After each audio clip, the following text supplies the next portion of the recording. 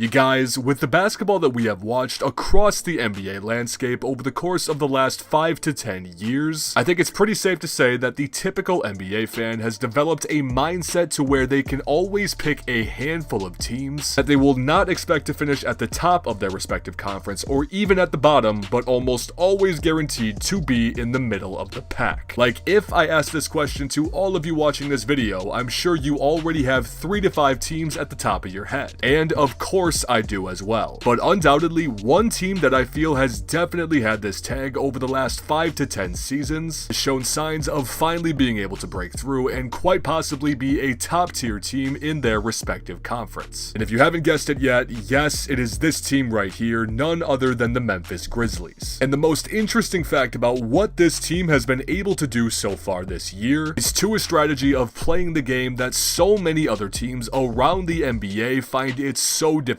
to adapt to. And yes, how this team has been able to do so is what we're going to be getting into in today's video. One sec, if you haven't yet, don't forget to like the video if you do enjoy, subscribe, and turn on those noties to never miss another NBA video. Love you guys. Seriously, you guys, if you are a regular around here and you haven't subscribed yet, I seriously think you're just messing with me, because according to my numbers, around 97% of you guys coming back to watch this content haven't even subscribed yet. So for any of you that do, I appreciate you more than anything. Thank you so much. But anyway, let's get back to what is going on in Memphis. Because even with the slight credit this Memphis team has received, which some of you might have seen over the course of the last 2 to 3 weeks, this team has still been embarrassingly underappreciated for what they have been able to do thus far. And with this slight recognition that they did receive, I'm sure most of you know by now it had to do with the impressive run this team went on while Ja Morant was away from the team. But if you didn't know, let me be the first person to tell you that while Ja Morant was away, this team went on a very unprecedented 10-2 run over this 12-game stretch. And it's safe to say that the Grizzlies knew while Ja Morant was away, their offensive willpower was going to be less than it typically was. And it's safe to say they stepped up their defense to the best of their abilities in this span, as while Ja Morant was away, they only gave up an average of just under 97 points per game, which in fact was the best in the entire league, and on top of this held their opponents to just 46.5% shooting from the field. But even though I have been mainly talking about the run the Grizzlies have been on as of recent, they have essentially been exceeding their expectations throughout the entire year, but again, go figure, have not got the respect they deserve. As this squad currently sits with a 19-13 overall record, the 4th seed in the Western Conference, and what might be a surprise to some, the 8th overall spot in the latest NBA power rankings. But the question that might still remain to some is that how has this team, even with Ja Morant missing about half of the season so far, been able to not just have a high standing in the Western Conference, but in the NBA as a whole? Well, you guys, if you haven't heard yet, and again, I wouldn't be surprised if you haven't, there is a very quiet Big Four that is on the horizon in Memphis, you guys, and it is relatively going unnoticed. Because outside of the most obvious player in this Big Four, which is Ja Morant, who's been putting up around 24, 5.5, and 7 per game for this Memphis Grizzlies team, some of the main, if not the biggest components that relate to the Memphis Grizzlies' success has to do with the next 3 guys up on this roster, which are none other than Dillon Brooks, Jaren Jackson Jr, and wait for it, Desmond Bane. Now I know some of you guys might hear these names initially and think when you're talking about Big Fours, this is not a part of that conversation. But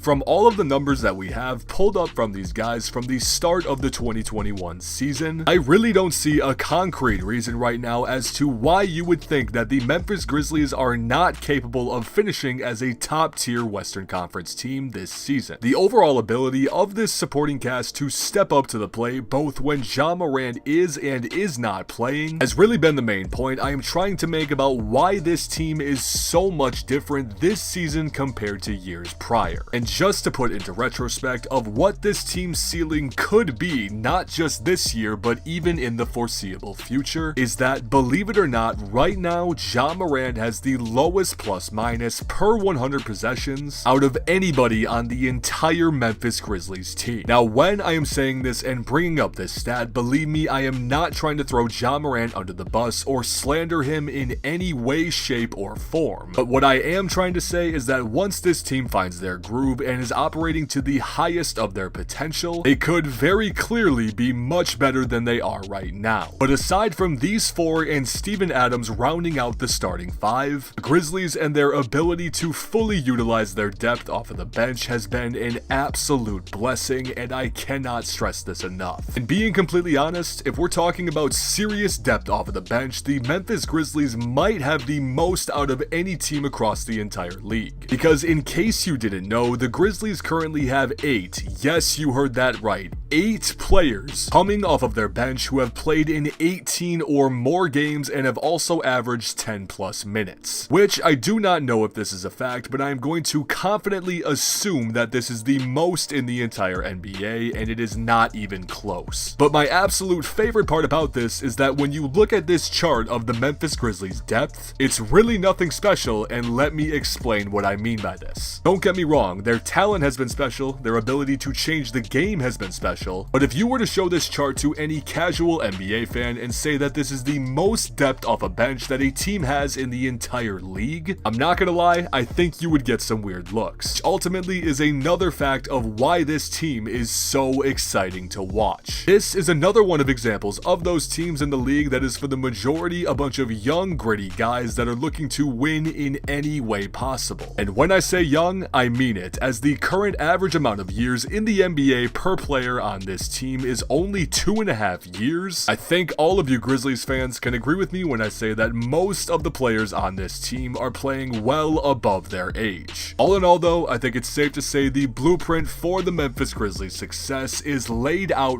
right in front of them, and I wouldn't be surprised in the slightest if this Grizzlies team continues to shock the NBA world, especially come playoff time. But now, I think that's enough out of me, you guys, and similar to every video, I know that I probably didn't cover everything you wanted to hear about this Grizzlies team, so I want you to let me know in the comments what has been most surprising about this Grizzlies team to you so far. And on top of this, what seed you think the Grizzlies will be when the season is all said and done. Also though guys, again, if you haven't yet, don't forget to leave a like on the video down below if you did enjoy, and of course, subscribe while you're down there. I really cannot say it enough, you guys. We're going to be coming out with brand new NBA content every single week as the season goes on. Trust me when I say you don't want to miss what we got coming in the near future. But on that note, I just wanted to say thank you so much to each and every one of you for watching. I appreciate all of you guys more than anything in the entire world. You all know this, and I will see you guys in the next video.